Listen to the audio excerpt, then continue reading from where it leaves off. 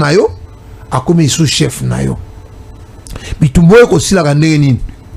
Parce que ce qui est scandaleux dans tout ça mon frère, c'est ezana bato bakangi bango te na front omoni ezalaka na échange basalaka échange. D'abord nous on a des prisonniers de guerre bo bazakuna bango basengi ba échange ya ba prisonniers de guerre te bango bazolo ba bo libérer ba prisonniers na bino. C'est-à-dire, la question est celle de savoir. Oui. Le lot au AFC 23 au Bazali ko occupé Gomana Bukavu na biso. Oui. Balobi avant balongwa na bazono ba Vandeli, il faut biso école au Congo to libérer plus ou moins 700 prisonniers de guerre au Bango biso to Kanga. Mususu bazana na Kinshasa, mususu bazana na ba province. Oui. Na Kinshasa ba cité Kombo, ya Mwanga Chuchu bazana na kati ya liste. Na Kinshasa ba cité pe Kombo. Ba cité ba généraux mususu. Ba généraux na coup d'état lobia. Est-ce que effectivement s'il faut expliquer la chose mais c'est un scandale na bosse kutu eloko moko balobi kutu des éléments balobi oya ba ko libérer bato baba kisi pe mususu tolongola na ba identité na biso biloko ya ba nani ya biloko ba origine. Ça signifie yo na carte no ka ba komika ka Jésus ankole muluba esili mamba province territoire makamwa ba province ba lui tolongola biloko ba chef coutumier makamwa ba origine ezate au monde pour bango bazo importer ba étranger. Si vous avez étranger, na ba militaire étranger, il faut tout na bino yo lobi oza congolais village na yo wapi otangi est-ce que papa no village na ye wana chef coutumier na bino na ba wi tolongo la biloko ba chef coutumier tolongo la biloko ba village so ka to komika ono oyo aza rubone kasoki nani mukongo esili esili o aza mungala esili muswahili o aza muswahili esili tolongo la biloko ba chef coutumier. Mboka ekei bato bazo lala bato bazo kanisa ke biso tozo zwa tan na biso poto ya kosala ba spectacle botala ngai bien mboka ezokende ndeko na ngai mboka ezokende bo mutu ayibaki mbongo ya gouvernement o abengi kuna babakisi pe komona ye Mwanga Chuchu azali prisonnier de guerre aza prisonnier de guerre te azaki na Goma na Bukavu bakangiye baene na Kisasa na konsa FC 23 bakangiye na biloko mususu parce que prisonnier de guerre bakangaka na front basalaka échange ba prisonnier de guerre même nani azosala ngo nani Russie na Ukraine oui. Donc biso bango ba militaire congolais bango bazozwa na terrain kuna balatisi bango tenia ya oya bango ne bitu ko armée na bango babenga ARC Oya armée révolutionnaire du Congo selon bango selon bango ah donc on a ba spectacle belé ba kotisi bango kaka na armée ya ennemi ya Congo bango baza ba prisonnier de guerre te ba wiki ba comme ba militaire na bango misusu ba boma bango baboma baso ba tebele ba kufa baza isute baza ba militaire ko pesa bisote. Mais bango basolo bakaka ono botoza pe na ndaba so baza na ndaba so 10 so 15 na ebite mais biso toza na liste na biso bo libérer bango bango nyos na ba politicien na banani nyos o mto asia lobela bango ba procès nyos esila ba procès ko landela biloko ya Kabila ba procès ko kanga biloko ya Nanga ba procès o ya Mwanga Chuchu utambaza ke mobima na se botekela nganda ko ya Nanga o na ba o to li to teka banda botekela biso banda ko ana ngai boko na ko somba kinga kati botela ngaka prix ata $300 ba ezana ba biloko yo mon cher biso ba patriote to za bitumoyo ba tola po ba mona biloko ba so comprendre que to ya sérieuté depuis on va que bozo teka ndako ya Nanga boteki ata kiti moko te ba ko mo réclamer yango ndele biso déjà to kitina to bimina no ba locataire to ke ko vanda kula na to sa ya ta une année 2 ans et puis to ko ya kotala era akena CPI to sisi dossier wana.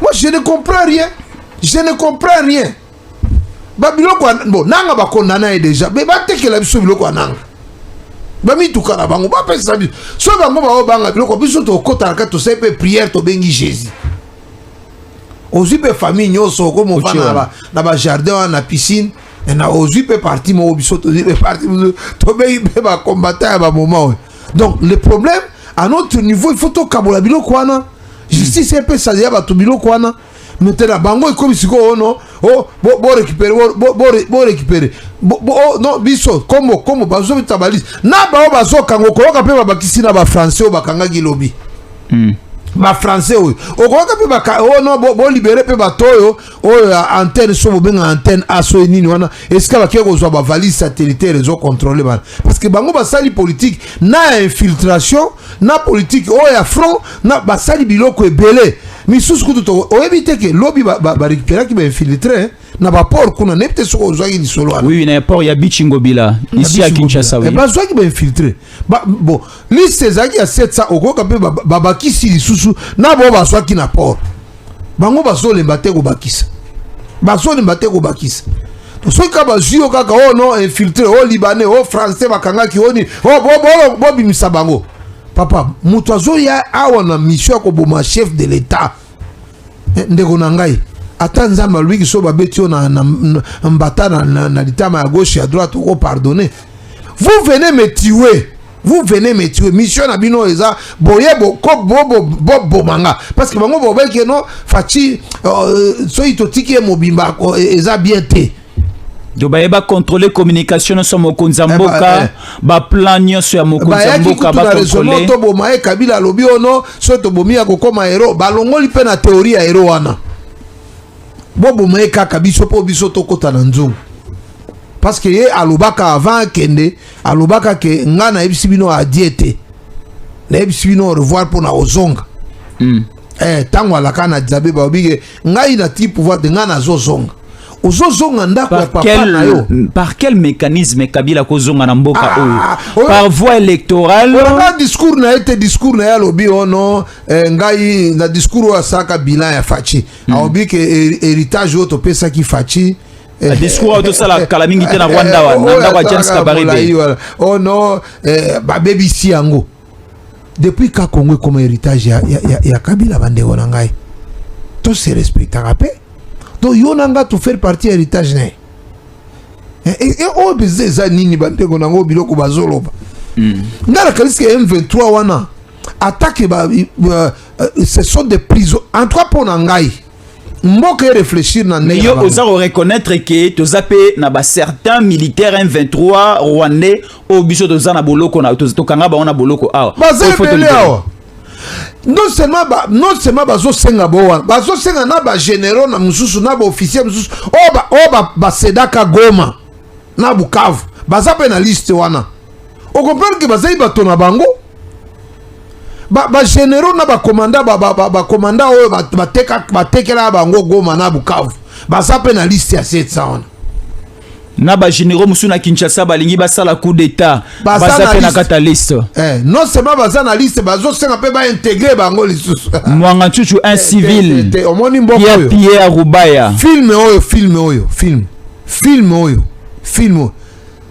mwanga chuchu kuto bakanga ekala ba oyo ba CD Goma ba oyo ba CD Bukavu baza na liste ya M23 ya ko récupérer batu ya armée na biso epesi bango ordre de mission bake kuna topesi bango mbongo topesi bango ba arme batiki ba arme nyonso epa ya monguna bastiki ba char de combat bati yo shomona officier azotika mutuka na carburant na contact donc avec tous les dossiers de l'armée non tala kaka mutuka yo bao bazaki na hotel o Serena ya Goma donc batiki mituka ba Land Cruiser botiki mituka ya armée otiki mutuka ya armée olongoli ata batterie te olongoli contact te oke baya kotamola nango te wala eza kotika eza kopesa otiki Sukhoi na aéroport de la complicité otiki char de combat oti ata grenade na kati te o na ti ata mine moko explosé bor wana banguna basale nango te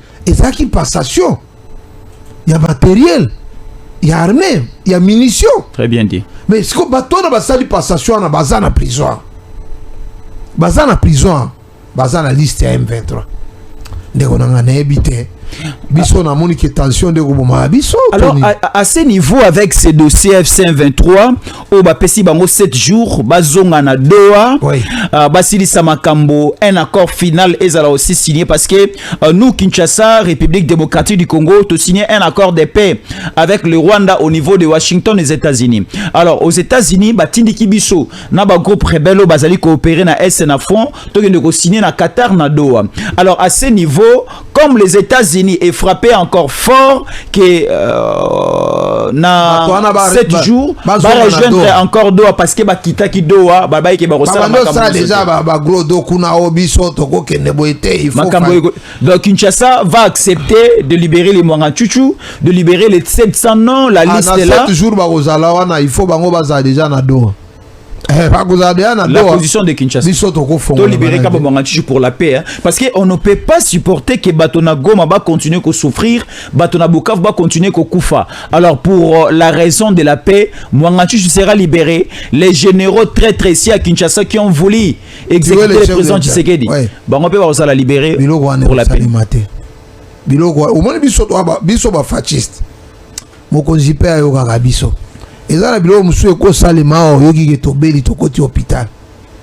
Cinquantenaire facture eza mingi. O kende wapi na diamant.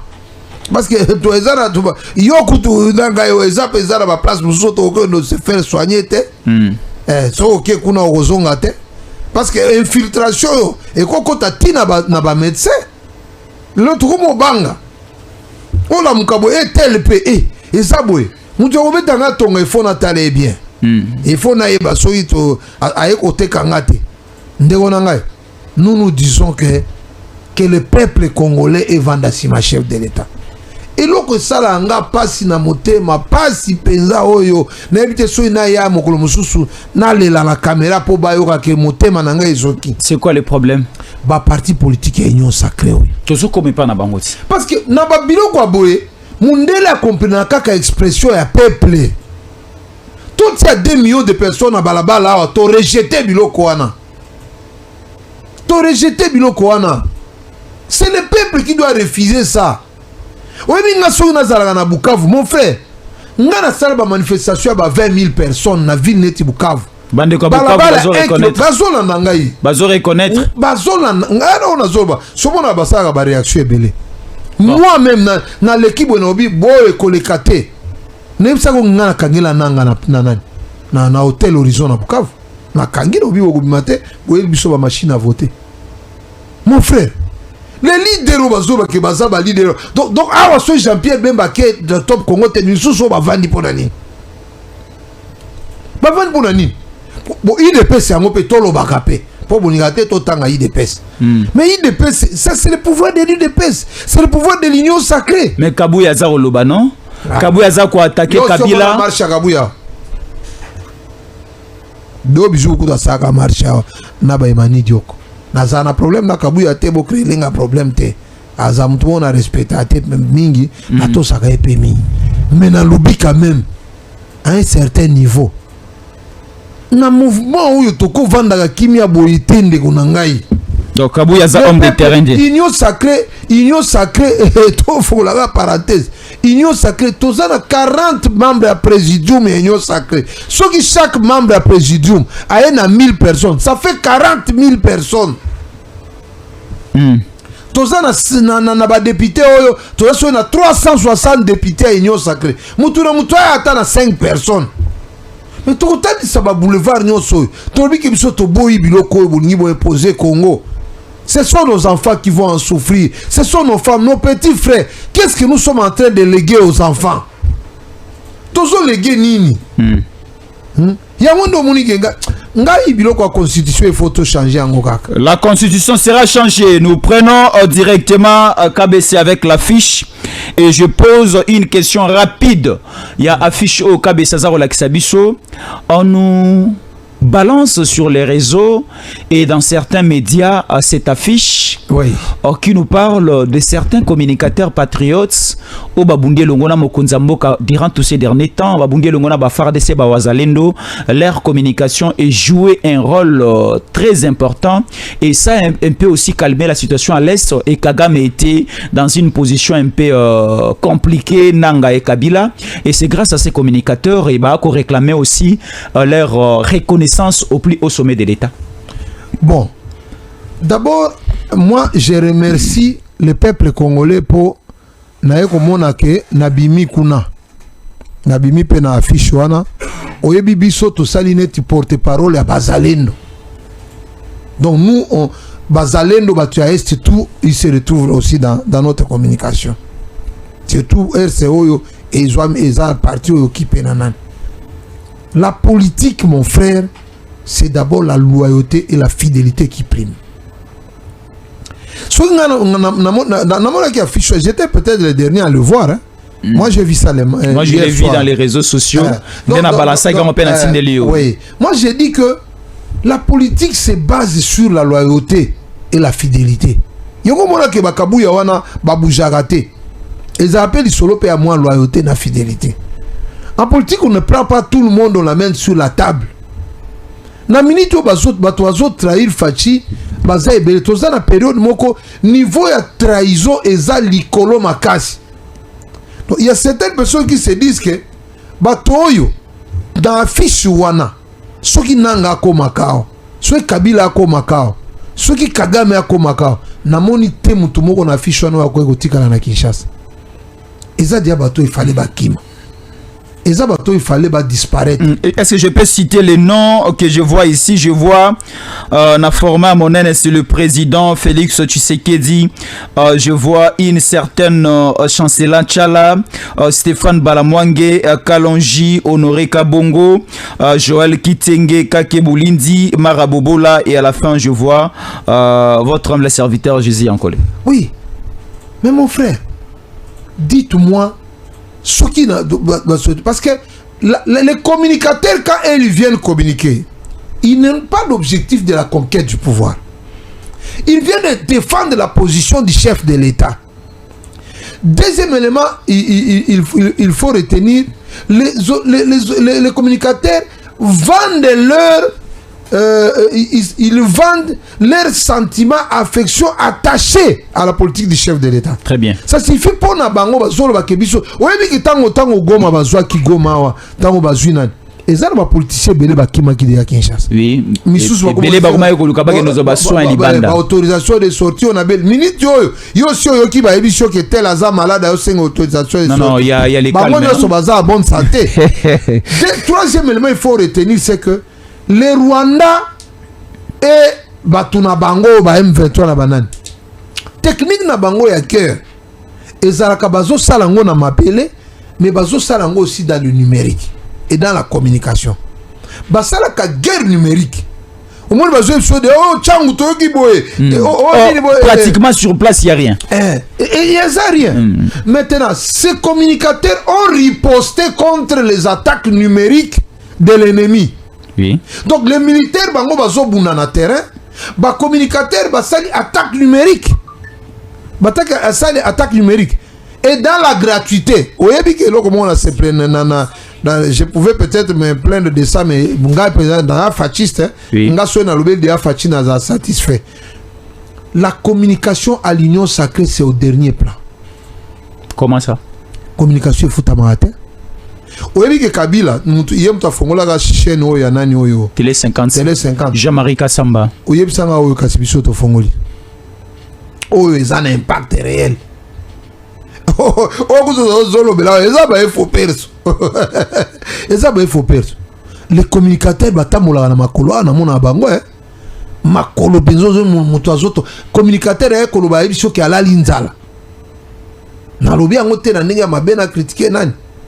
Mais Nairobi que c'est parce que l'union sacrée n'est pas bien organisée. L'union sacrée devait aider à promouvoir aussi leurs communicateurs. Pour Batouba Monake, les communicateurs ce ne sont pas des mendiants. Les communicateurs ce ne sont pas des vauriens. Les communicateurs, ce sont des gens qui se respectent, qui veulent défendre le pouvoir du chef de l'État. Bazana Zoua, voilà le terme. Bazana Zoua, pouvoir et fachi. Au moins, nous sommes gênés, et M23, donc nous, on a les soucis. Oui. Notre pouvoir va être touché. Mais bato baza na union sacré wana. Ba misusu baza, batinda bambongo kuna na nani na M23. Oui. Omi tout na question moko bato. Pour nani beaucoup de leaders de l'Est M23 et BBC Babiloko na bangote. Pourquoi ils ont protégé Ango? C'est une question que moi-même je me demande. Mais babi cimenterie ya baati batu copier Ango na katana. Ezaka eli soute. Tika toko ta dossier na teza eli soute. Ezalaka ya eli soute ndeko. Ça va d'accord. Akabe c'est tumina photo wa union sacrée comme ça je vais lire. Passons au niveau de notre deuxième thématique. Susuma monte copie la makasi. Prenons rapidement ceci, nous allons lire avec KBC. Voilà. Le président Félix Tshisekedi devrait tenir un échange cet après-midi avec le présidium de l'Union sacrée alors que la formation d'un gouvernement d'union nationale est imminente. Mais des grandes figures sont absentes. Na réunion au bateau bazar il y a déjà. Mais des grandes figures Barozalate ba annoncer déjà absence na bango. Alors bon. Pourquoi Mokonzamboka alingi un babande quoi union sacrée? Peut-être Bazana Poto, hein. Et moi je peux dire quand même que Bazana Poto et bon, moi je connais un qui est en mission de service. Qui? Nani d'ailleurs il doit être avec Samal Konde, donc VK na Samal Konde Bazana na Poto. Oui. Bon on a tongo pe no que on dirait battre quoi santé Bazana congé parlementaire. Libanda. Donc bango déjà on appelle Oya Mokonzamboka Barozalate. Mais lorsque le président vous appelle, il faut couper presque tout et venir se présenter. Parce que ici on nous parle de peut-être ils vont se faire représenter. Papa, ngai kutu batinda kinga te na ebite neni na kotiza na solo wana. Te po ko sa position batu. Na bobi, ngamo déjà na cause na idée ya ba absa. Ya ba oba sa absa. Défense il faut bango mo ndi ba sarango. Alors, Nasengi était aussi la défense, mais Yokana ne loko, s'il vous plaît. Oui. Ici, je venais là d'annoncer avec KBCK au niveau de la régie, le président Félix Tshisekedi devrait tenir. Écoutez-nous. Parce que moi, je ne comprends pas pour Nanini aux yeux na conditionnel. Na conditionnel. Parce Tiens. Il tient. Le président Tshisekedi tient un échange avec le membre, il y a président Maïlion Sacré cet après-midi déjà. Alors, si je viens encore dans un autre document, Bazako relaté biso cette situation. KBC. La situation ici, Bazako relaté biso, selon certaines informations et des bruits de coulisses, certains ministres et cadres de l'INC, fidèles à Vital Kamerhe, pourraient rejoindre la rébellion des Corneille Nangaa s'ils sont exclus du nouveau gouvernement de la République démocratique du Congo. Aucune confirmation officielle pour le moment. En effet, les spéculations vont bon train en RDC alors que le président Tshisekedi envisage un remaniement gouvernemental. Certains ministres et cadres de l'INC, apparemment mécontents d'une éventuelle exclusion, pourraient rallier l'AFC de Corneille Nangaa. Les tensions politiques s'intensifient dans le contexte des conflits à l'est de la République démocratique du Congo. Alors, qui sera au gouvernement et qui sera exclu? Fayulu Asengi, Kakayemo Kota na gouvernement, mais ceux qui balingi qui mezala Fayulu Akota, Ye Katumbi, Ye Fayulu, Nakabila, Nananga Bazongi Sabango qui maison à la Congo. C'est ça la clé. D'abord, moi je vais te dire ceci. Na bandi na analyse oyo bandi ya liboso et puis je vais parler de l'analyse. Le président de la République tient la réunion. Certains d'abord, certains autres lobbies, certains ministres. Ngai naebi ba ministre nyonso ya INCT, je ne connais pas, mais au moins naebi Aimé Bodji Sangara, au moins naebi nani nani mwana Sakombi nani Molendo Sakombi. Mon cher, Molendo Sakombi c'est un proche du chef de l'État. Aimé Bodji c'est un proche du chef de l'État. Je vous dis que Aimé Bodji et loko wino boyebite Aouti Ouvira, il y a même pas 2 semaines. Aimé Bodji coopère très bien avec la base de Vira, la base où il y a terrain, na boy couper ça va terme oyo to ya ko c'est la base on a ko lo baba. Tant aux lo ba que coopère bien avec la base, cela veut dire quoi? Ça signifie que bateau bazo défendre le chef de l'état sur terrain et mais boji coopère très bien avec eux. Na zui kaka mo coopérer on a pona lo baba ba réalité exacte. Ermo ko asunga kabango. Asunga bango makasi. Et il a joué un rôle très important pour arrêter Bitumba Oyo et soit qui axe à ouvrir. Ça, je le dis vrai. Atinda Kingaïté, je ne devais même pas le dire. Il a joué un rôle très important. Et c'est parmi les gens les plus sûrs du chef de l'État. Et Meboji a joué un grand rôle pour remonter le budget. Nani Molendo Sakombi a parmi les hommes sûrs du chef de l'État. Seul Tokol va pour la Batumusu sous l'Oba. Mais pour deux éléments, je vous dis que c'est un mensonge. C'est un mensonge. Des grands ministres, donc, attention, il y a des gens qui peuvent salir les autres au travers des réseaux sociaux. C'est une faiblesse de l'union sacrée. Oh. Yo si yoka présidium et l'union sacrée et se réunir depuis Basali, Batie Bango présidium. Ils ont fait combien de réunions? Première réunion chef de l'État. Ce chef d'État, c'est l'autorité morale de l'Union. Qui va organiser la réunion si ce n'est pas le chef? Oh, prof Nani, a convoqué. André Mbata. Yoka dit que le chef d'État a convoqué. C'est André Mbata qui a convoqué. Communiqué, c'est André Mbata. Parce que j'avais aussi lu ici. Mon cher, les communiqués, c'est André Mbata. Nazana Angwao. Et ça, pour Nazana micro, t'es na kolobele ma bête, mon frère. Azan de Gonabiso, Azan lié na. Qu'est-ce qu'il a fait? Hier, on a convoqué, hier, on a lancé communiqué. Il y a présidium, il y a une union sacrée na Konanakango. On ne peut pas voir un mouvement où vous avez 40 présidiums. Le présidium, c'est l'ensemble des présidents de l'union sacrée. Toi, tu as déjà vu une organisation qui a 40 présidents. 40 présidents. Bon, c'est qu'on a présidium, moi. Et comme on est dans bateau à Noé, lobby. On devait quand même arriver à un certain niveau. Responsablement on pouvait mettre des responsables suite au salaire 1 plus 4 soit plus 6 pour que l'organisation de l'union sacrée jusque là souffre, mon frère. On ne peut pas avoir honte de le dire. Il n'y a pas un leader qui peut représenter le chef. Nani, est-ce que toi, na lobby au monique on est toujours pour na bateau bayaka na gouvernement, je me plains chaque jour. Quelle est l'idéologie, la vision de Yanani Ezani? Oyebi que ça na ba membre union sacrée bazaki contre changement de constitution. Oyeba ka ndenge wana. Oui. Donc vous êtes dans une famille, vous n'avez même pas la même vision. Vous n'avez même pas la même direction, vous n'avez même pas les mêmes orientations politiques. Vous n'avez même pas la même doctrine. Ça, ce sont des choses qui devaient être faites, mon frère. Moutoudé Tingaya. Je suis d'accord à 120% pour la chose. Bon, tout ça, la bitumbalero. Est-ce que Oyebi devise à Congo Ezani? Devise à Congo. Travail, justice. Oh. Devise à Congo Ezani, justice, paix, travail.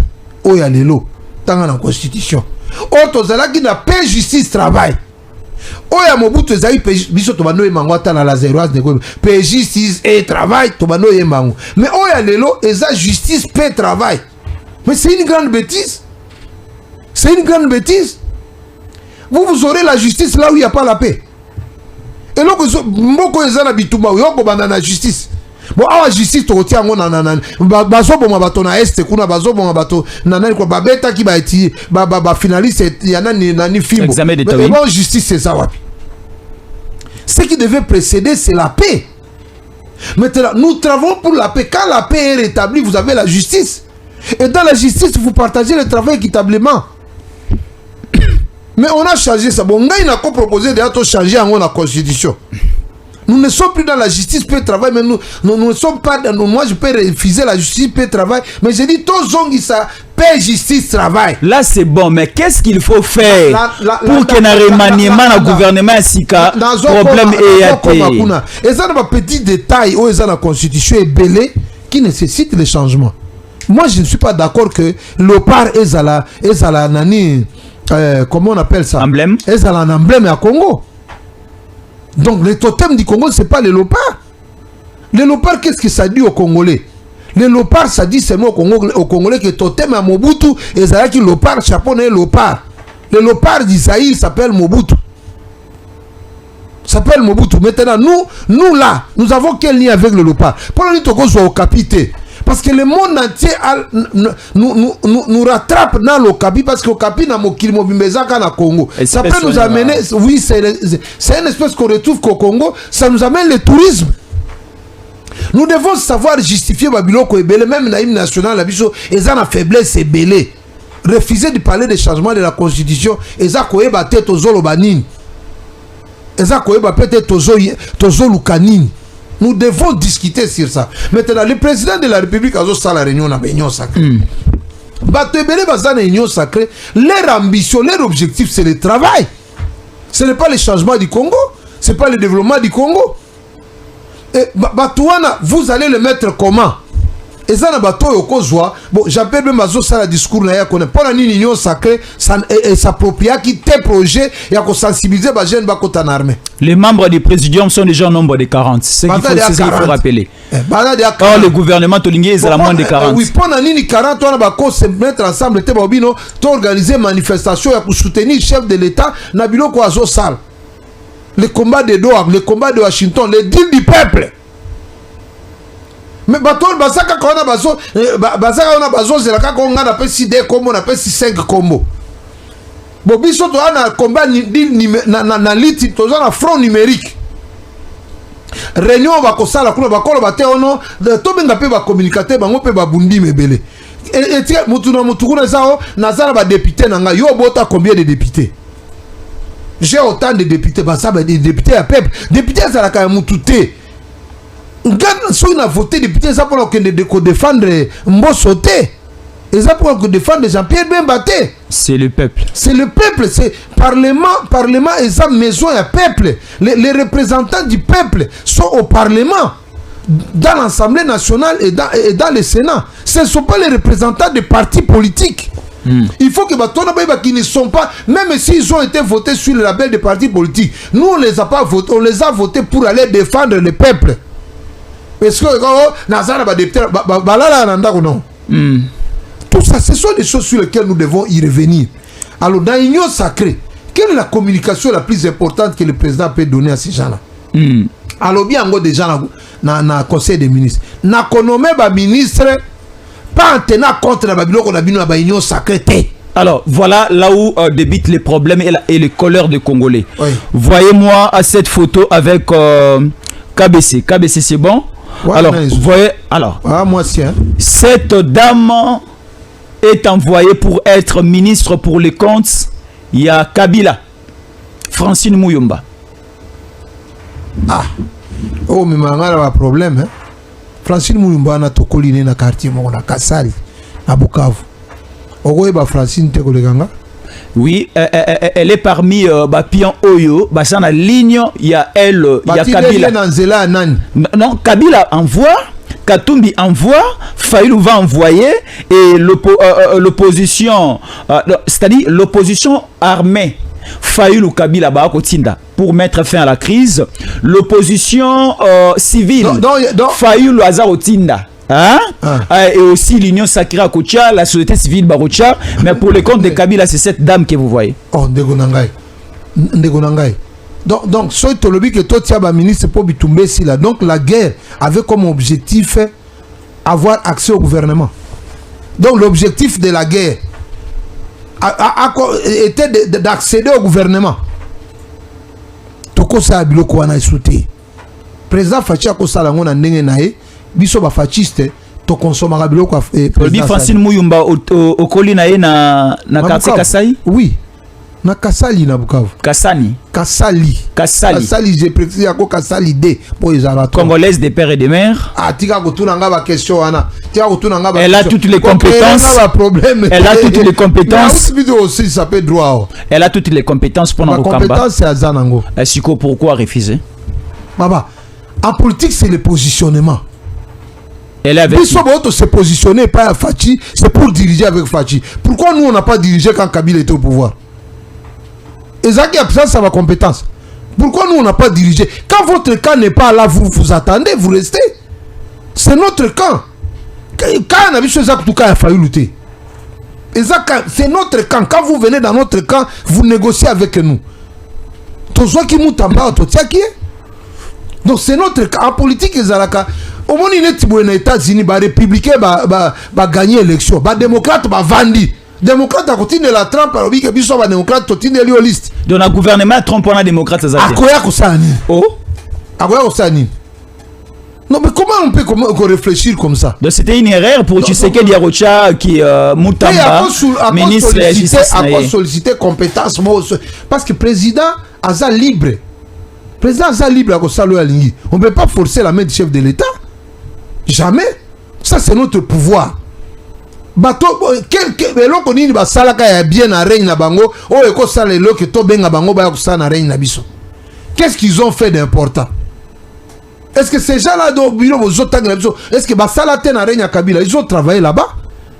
Quel est le souvenir de leur travail? Présence de Bango na régime à Kalaïsal. Bango, et l'on connaît ce ça la cerveau, bato les a koiba ba minéré, koiba mbongo, kozoa ba salaire, mine kozoa bandako. Et ça ne bato ba mesana kolala na ndako ya frais de l'État, kotabo la mitu ka frais de l'État, kolia na frais de l'État, kozoa ba copine na frais de l'État, kozoa ba nini tout ça. Donc pour eux c'est l'État qui doit prendre en charge leur loenge, et l'État qui doit prendre en charge na bana ba classe bana ba nini tout ça. Et il doit vu Congo et salema pona bango. Congo salema pona bango pona bisote bisoto za ba objet na bango muto azo biso ke ngai héritage na pesa ka Félix Tshisekedi pesa nani héritage na yo ndako papa na yo ozo ba biloko nanga. Non, ça c'est notre régime. To biso to ko vanda te na régime na biso na pouvoir na biso to observa ka bato mususu. Et ils ont géré biso bazo boma biso. Moi j'ai été arrêté 11 fois dans le régime de Kabila. Babando beta batumi ba bureau abatwa. Na régime na bango. Bako tika biso te aussi sa régime na biso 2028 to continuer pe troisième mandat. Très bien. Parce qu'il faut aussi saboter. Mais réunion sacrée nazo ba na réunion sacrée. Bato ba ke na réunion sacrée. Ba ye ba ke biso toza ba otage na bango te. Toza ba otage na bango te. Etienne Tshisekedi akufaka lobaka d'abord le peuple. Biso nde ba peuple. Bato ebele pe baza wana bazaki edi na bandenge ya bamayuya bakota peza na voix porte munene te bato susu bazaki eli po bapesa kimbongo eza teke peuple yo ndenge oza wana peuple lingi okoleka ba député ebele. Merci beaucoup. Okoleka ba député ebele misusu basombaki ba voix bazopesa ba mbongo po ba vote yo so opesi mutu mbongo opesi mutu $10 a voter okoloba ke alingi yo alingi de $10. Bopesi bato ba fufu bopesi bango ba voter ba lingi nde ba fufu na bino biso ba amoureux ya peuple tozao biso bato to lingi peuple fachi atala pe côté ba amoureux du peuple bato yo pesa a ozolo ba c'est 120 000 personnes bazolanda yo c'est 80 000 personnes bazolanda donc yo kalisi muto avanda ka penza boye megane ya zangi eloko akosala yango alobike na fongola na landa nani Jésus akole non. C'est l'amour, l'attachement. À comprendre que ça est utile. Très bien, merci. Donc nous avons besoin d'un gouvernement solution. Nazolo bango chaque jour. Un gouvernement solution. Composé de qui et de qui? Yango na lobby. Nous ne définissons pas, nous ne commençons. Moi, na raisonnement na maël nanga. Je ne peux pas commencer par identifier les personnes pour savoir résoudre le problème. Non, je ne dis pas identifier les personnes, c'est-à-dire quand je dis composer de qui et de qui, c'est-à-dire des hommes solutions. Les délégués de Fayoulou, les délégués de Kabila, les délégués de Katumbi, l'union sacrée pour mettre fin à la crise. Parce que la crise prendra fin lorsque il y aura consensus entre les partis. Consensus on est aussi sa crise. Consensus on est aussi sa crise. Bon, toi je vois que c'est un bon groupe de tiaï. Parce qu'il fait partie des problèmes. Ah bon? Mais oui, toi, tu vois, toi, tu as un mot qui un impact social. Ah, si vous avez Sangai. Dans ça, gouvernement, il y a 8000 personnes. Parce qu'il faut satisfaire tout le monde. Il n'y aura aucun gouvernement que nous allons faire qui va satisfaire tout le monde. Il n'y aura aucun gouvernement et Kokoka Kozwa. Bon, Tozana 450 tribus, 450 langues. Bon, chaque tribu est un ministre. C'est la démocratie, c'est le pouvoir du peuple. Tozwa déjà 450 ministres. tobakisi pe toza na 800 partis politiques tobakisi pe 800 partis politiques wana et ko balui to komi 1000 to comme ce qu'on a gouvernement il y a 1800 personnes ba église pe toza na ba confession religieuse so 708 tobakisi comme ça toza na parce que na ba confession religieuse wana pe panzani dans 1900 comme ça on cherche à satisfaire tout le monde sans compter aussi bato bazana ba parti politique la société civile na biso bayo to ya ko lobela pemboka société civile pe za ebele to ça ka 2000 po mutu so ko soke o ngai na ton sakasta de martyr ya Vita Club no mutu so ko se ngana fali poupa ngai na sala plein botianga pe na gouvernement on ne peut pas avoir un gouvernement qui va satisfaire tout le monde. Très bien. Donc on a besoin d'un gouvernement qui va résoudre le problème du peuple. Là, c'est bien dit. Le problème du peuple, le problème de souhaite aussi solution à la population. Nous sommes là pour une raison. Nous sommes là pour une raison. Moi, je commence à dire ceci. Nous devons définir les problèmes que nous voulons résoudre. Pour faire un gouvernement. Oui. Quel est le problème que nous voulons résoudre? Nous avons fait beaucoup de conférences, beaucoup de dialogues pour résoudre les problèmes des politiciens. Tokinda Sun City pour résoudre les problèmes des politiciens. Tokinda na conférence à Goma pour résoudre les problèmes des politiciens. Congo sali soni totamoli ba capital ya ba pays belé tantôt tozana Kigali, tantôt toke accord ya Kampala, tantôt toke Nairobi, tantôt Lusaka, tantôt msuni Luanda, tantôt soni. Est-ce que les politiciens Bobundi 30 ans besoin la solution? Est-ce que vous pouvez maintenant chercher des hommes solutions? Ils sont où?